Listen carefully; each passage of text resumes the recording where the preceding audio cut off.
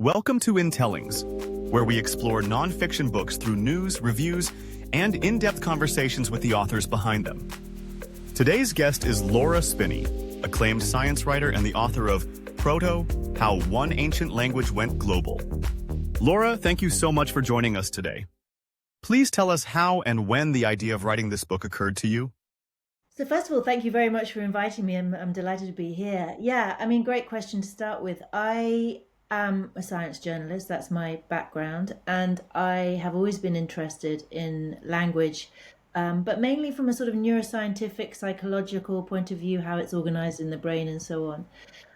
And I came into this particular story, the story of the Indo-European languages, when I was in Santa Fe in New Mexico in the summer of 2022 on a course as a journalism fellow at the Santa Fe Institute there, which specializes in complexity science. And there happened to be some linguists on the course. And I got chatting to them, and I realized that this whole story, which people have been fascinated by for now about 200 years, if not more, had been shaken up enormously in the last decade or so by the revolution in biology that is ancient DNA. So by the fact that we can extract DNA from ancient human remains and analyze it. And that meant for the first time in history we could trace prehistoric migrations. And since it was prehistoric migrants principally that spread prehistoric languages, that made a huge difference to the story. So the challenge became how to piece this story together, bringing linguistics, archaeology, and this new science, paleogenetics. How long was the process?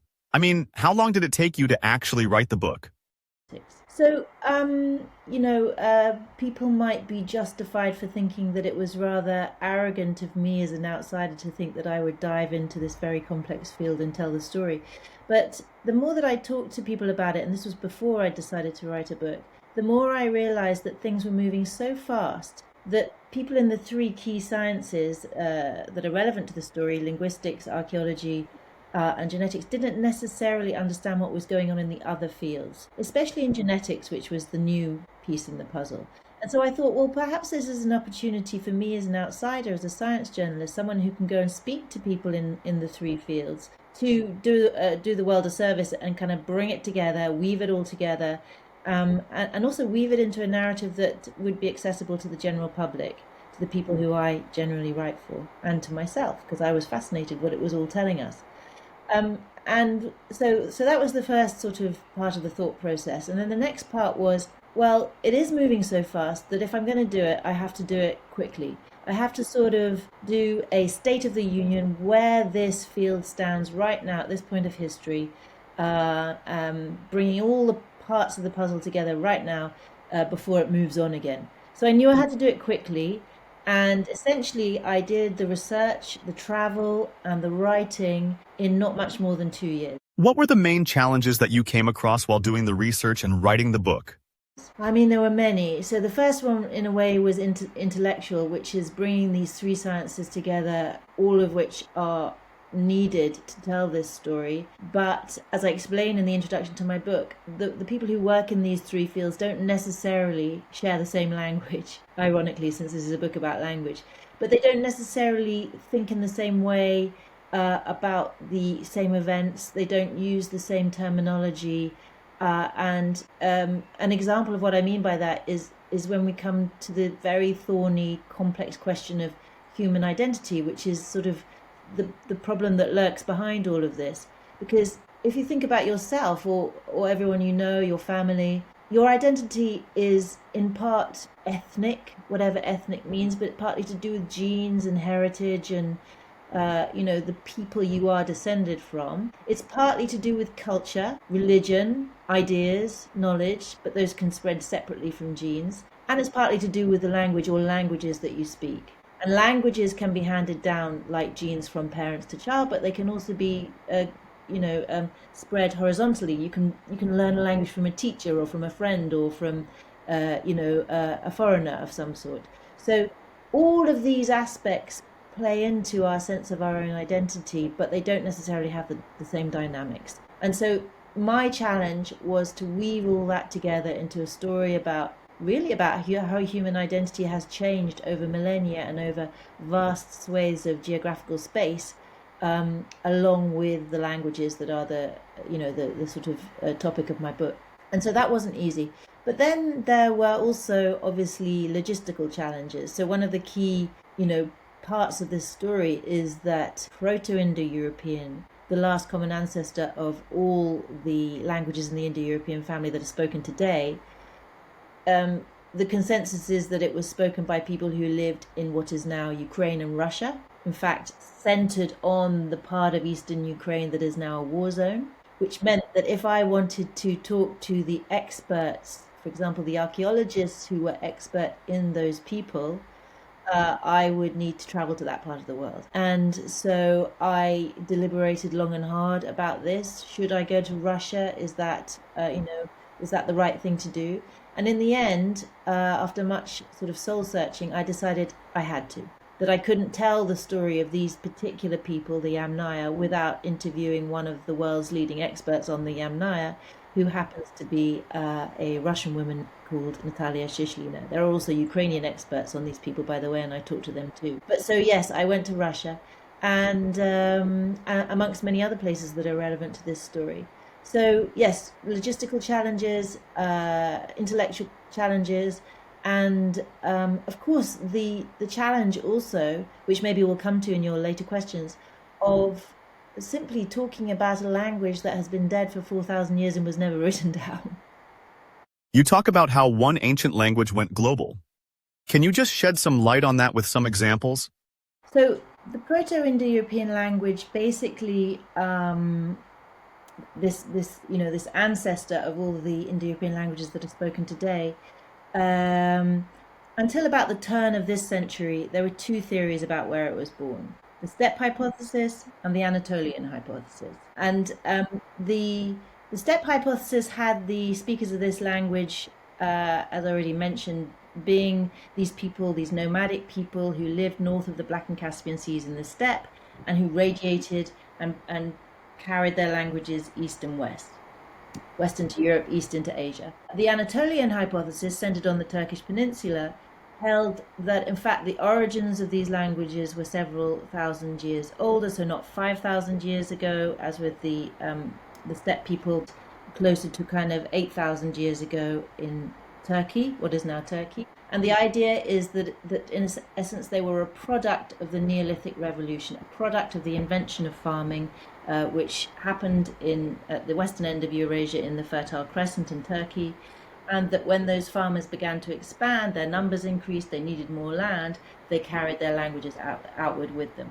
Now, basically, the weight of evidence fell in favor of the steppe hypothesis about 10 years ago because of this revolution I mentioned in genetics, which meant that we could now trace prehistoric migrations, and the evidence became overwhelming that people from the steppe had come, for example, into Europe in large numbers around 5,000 years ago. So that kind of swung the argument in favor of the steppe hypothesis. There's no doubt, by the way, that the farmers did radiate out of what is now Turkey much earlier. And most people would agree in this field that the farmers carried their languages with them, that there was a massive linguistic turnover at that time. It's just that they no longer think those languages were the Indo-European languages. The Indo-European languages were a later development. Okay, so what we now know then is that these people, who are called Yamnaya, these are the steppe nomads, the Yamnaya is their archaeological name, and Yamnaya is a Russian word meaning pit grave, so it refers to their burial culture. The Ukrainian equivalent would be Yamna. Anyway, these Yamna people, they invented a new way of life. They essentially were the first in that part of the world to work out how to remain on the move in those vast grasslands with their herds, and tapped into the huge energy reserves of the Eurasian steppe by turning it into animals and then into food, fuel, clothes, and so on. So those people underwent a huge population explosion, and they radiated east and west, and they took their languages with them. And in fact, if you look at the branchings of the Indo-European family, so we're talking from sort of the Celtic languages in the west to the Indic-Iranic languages in the east, and even, in fact, further east, with some of the dead Indo-European languages got as far as China. If you look at that radiation, you see that it maps quite well onto the diaspora of those steppe nomads. So this confirms what historical linguists and archaeologists and geneticists have long said, uh, the ones who talk to each other, which is that migration has been and still is to some extent the main, if not a major, if not the main motor of language dispersal and change. Since we're talking about languages, what role do you think Sanskrit may have played in the evolution of these languages? As you may know, as per one theory, Sanskrit is claimed to be the mother of all languages. Well, no, it's not. I mean, it was some 100 years ago an idea around the time of the Enlightenment that Sanskrit was the original Indo-European language, and that the whole family was born in northwest India. In fact, Sanskrit is so it's one of the better documented ancient members of the Indo-European family, and it has the advantage that we have a huge textual a corpus of text. So obviously Sanskrit itself is no longer spoken, although its offspring, Hindi, Urdu, and so on, are. But we have a huge text that records it from the time when it was spoken, and when it was the language, for example, of the Vedic poets. Just as we have a huge body of text of ancient Greek, which dates to about the same time. So we're talking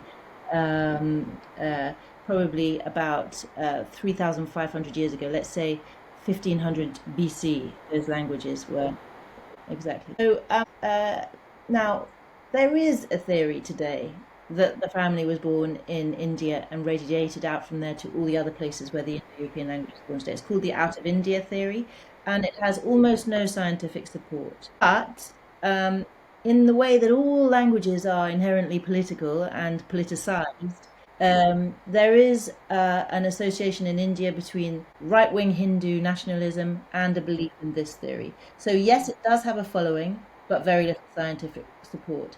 So as I say, the leading scientific theory today is that the languages were born in this area north of the Black and Caspian Seas, the steppe lands, what are now modern Ukraine and Russia, and that they radiated out from there, and that one branch of that radiation, one later branch of that radiation, ended up crossing into the Punjab and northwest India, where it became Sanskrit, probably through some kind of hybridization with indigenous languages, by the way, because that also is a part of the language story over time. And yes, so as I say, became Sanskrit and was first written down by the poets who wrote the Rig Veda and the later Vedas. You say that it was a mysterious Big Bang, which happened about 5,000 years ago, from which the proto-tongue exploded. Why do you call it a mysterious Big Bang? Well, yeah, I mean, so if we start from looking at this problem from the present, Indo-European, which has 12 main branches, of which 10 are still alive. It probably is helpful if I go through them quickly. The Celtic branch, Germanic branch, of which the major representative is English, Italic, Latin and its offspring, Baltic, Slavic, Greek, Armenian, Albanian, Dic, Iranic, and then the two dead branches, which would be all the Anatolian languages, including Hittite, and the Tocharian language, which is the one I mentioned earlier that was spoken once in the northwest corner of China and that nobody's ever heard of. If you think about that huge diaspora, this is a family of languages that is still spoken today by nearly half of humanity. It's huge. So we have to explain that radiation, and we have to explain how those languages radiated in prehistory at a time when the only form of transport was the sort of ox-driven wagon and possibly, but it's a big debate, the horse. It's not clear if the Yamnaya had tamed horses enough to ride them yet, although some archaeologists think they had. And so, yes, so it's been a question for, as I say, 200 years. And I mean, let me say that the mystery is less of a mystery now since ancient DNA came along. But that is what we set out to explain, and that is what my book attempts to do. Now, I'm not claiming that the mystery is completely resolved, or indeed that it will ever be completely resolved. But I think that the main strokes of it, the main contours of a solution are now in place, have the consensus of these three fields behind it. And there's still much to be determined, much to be resolved, the big patches of this overall picture that have to be filled in. But I think that most people would now agree that Proto-Indo-European was spoken just where I said it was, north of the Black and Caspian Seas, and that the radiation happened from there with these nomads. And in your research, did you come across any words or concepts that you thought would back your understanding of this linguistic evolution? Yeah, because I mean, we have to really, I suppose, tell your audience why even people started thinking about this question in the first place. And the reason they started thinking about it, in the late 18th century is, or even earlier, but that's when the question was sort of posed in terms of the Indo-European family as we think of it today, is that they had noticed these, puzzling resemblances between languages that were spoken enormously far apart. So, as we said, Sanskrit and its offspring spoken in the subcontinent of India and Pakistan, right over to Irish in the West. I mean, before the 15th century, these languages had not spread to other continents, but still they covered a huge distance from the doorstep of China to the west of Ireland. And up to the Baltic Sea and down to the Turkish peninsula. So how do we explain resemblances across that vast space? So, for example, the supreme deity in the ancient Indian pantheon was called Jaupitar. Okay, that's spelled D.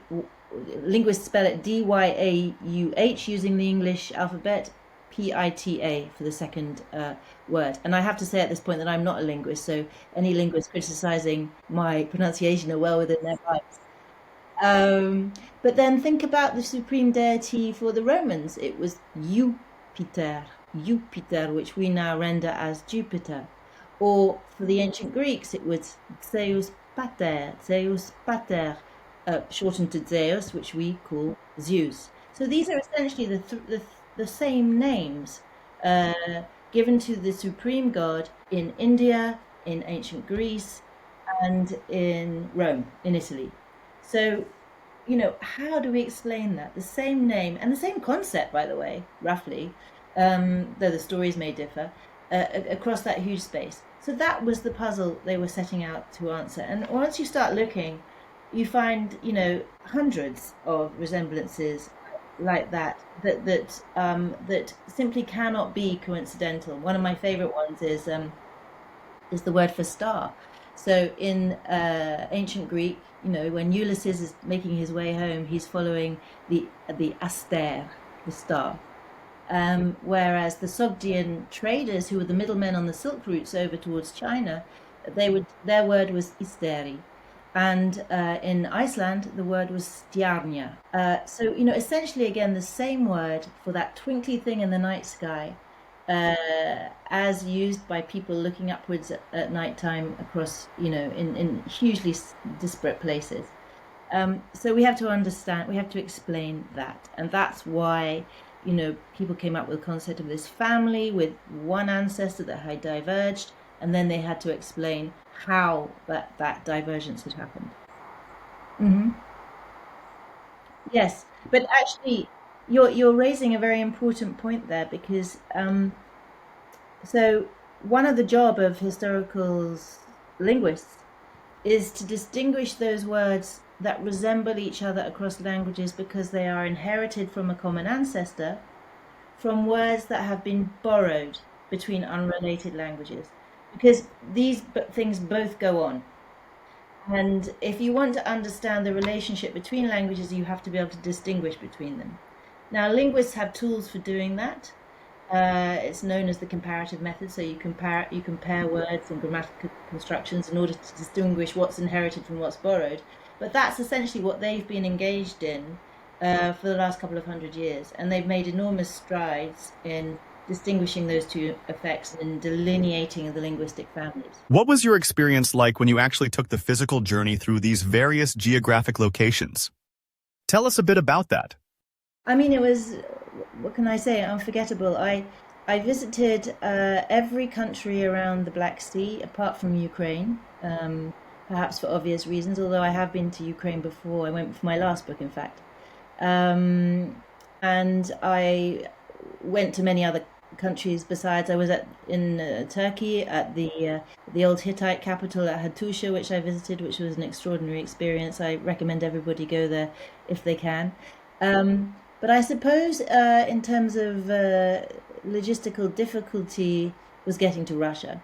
I flew to Moscow from Turkey, and I then ended up taking a bus 20 hours south into the steppe, which was quite mind blowing, really. I'd never been to the steppe before, and I think it's fair to say that if you haven't been to the steppe, you can't imagine the vastness of those spaces and the drama of them in a way, and the hostility of them. I mean, the Yamnaya managed to live year round in that environment where, temperatures can go up to 40 degrees in summer, down to minus 40 in winter. There's no cover from the, chilly Siberian winds in winter. There is no cover really from hostile enemies. There is thick snow cover in winter, so your herds, have difficulty grazing if they can graze at all. And in summer, there's a shortage of water. So,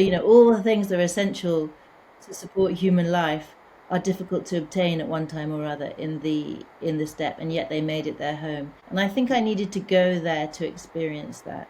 And also because, as I mentioned, language is so political, inherently political. Even the definition of a language is political. I mean, if you think about, there's a witty saying that a language is a dialect with an army and a navy, and there's a good dose of truth in that.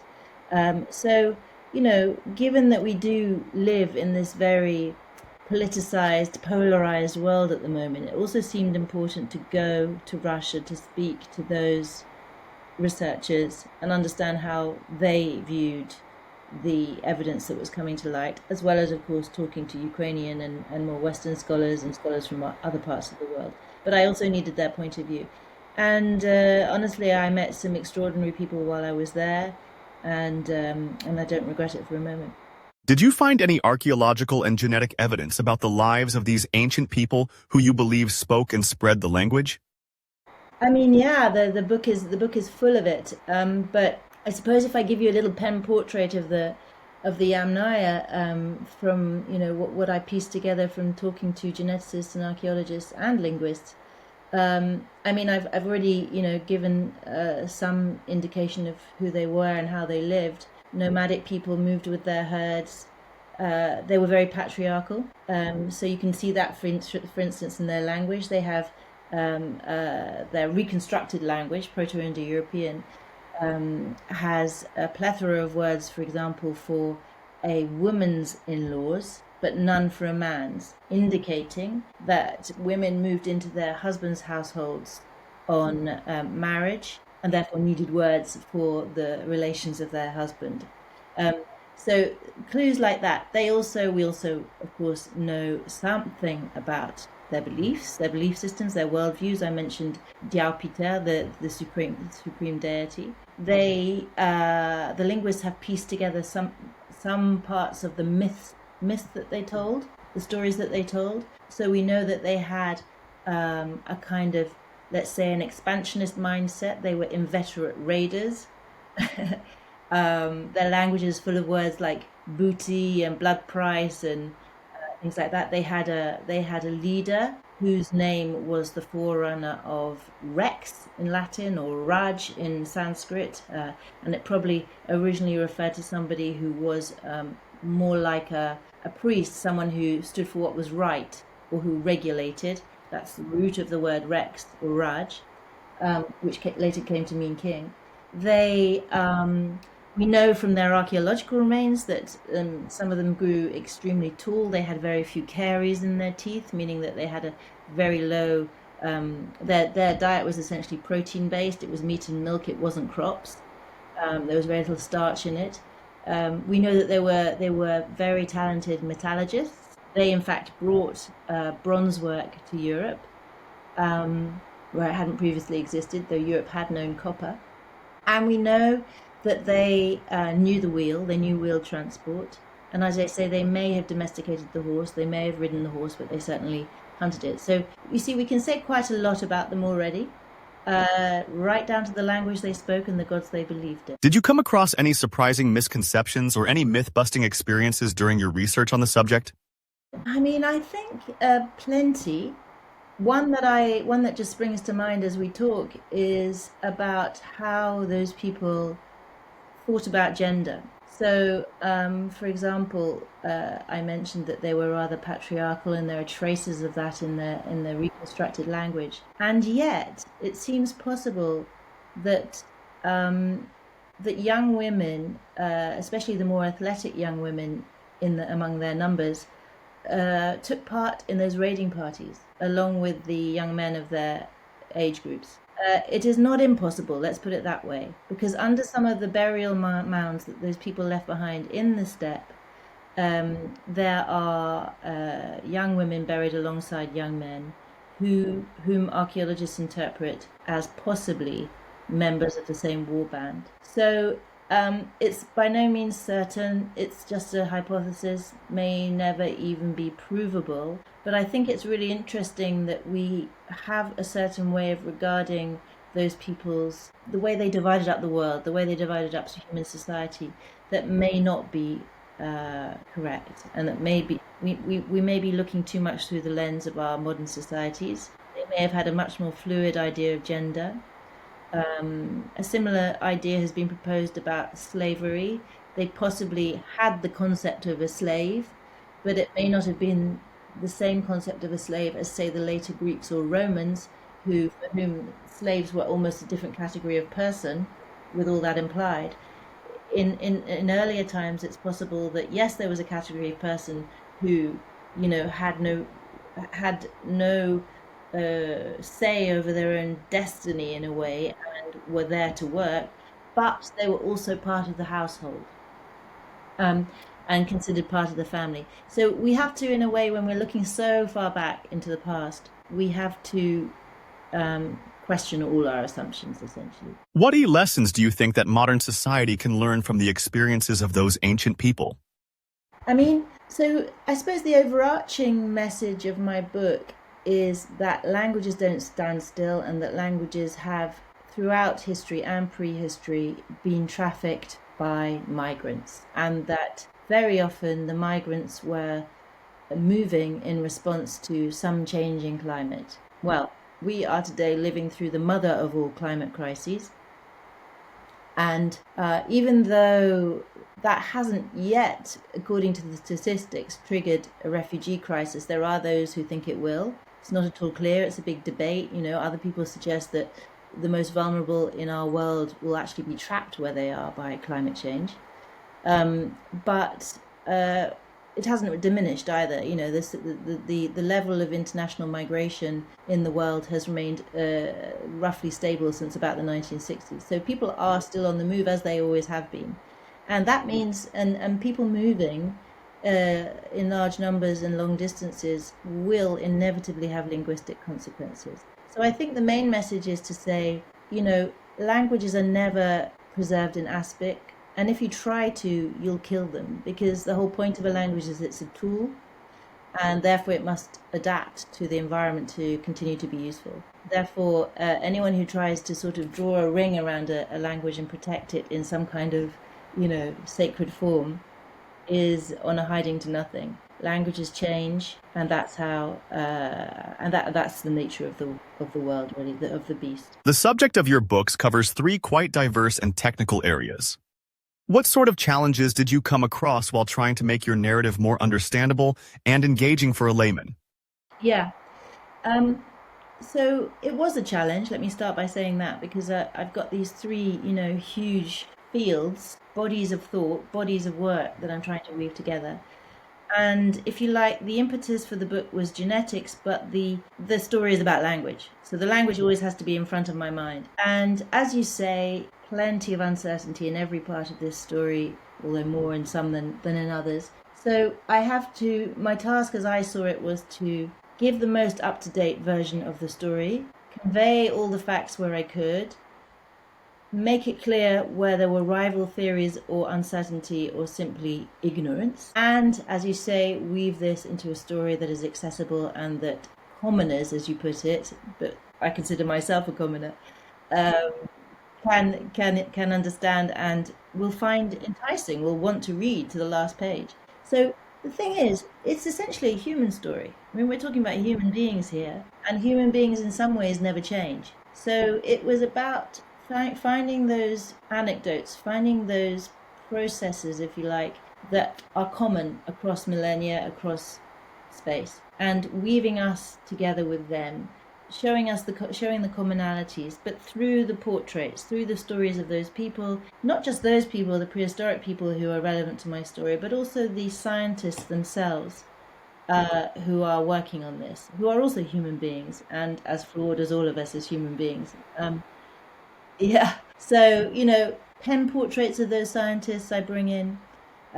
Listen, I don't know if I pulled it off. It's for you and the readers to tell me that. But I told a story in the best way I know how, given the massive information I had at my fingertips, the complexity of this particular story, and what I know to be, a very busy modern world and most people's, let's say, relatively short attention span. What key points do you expect the readers to take away from your book?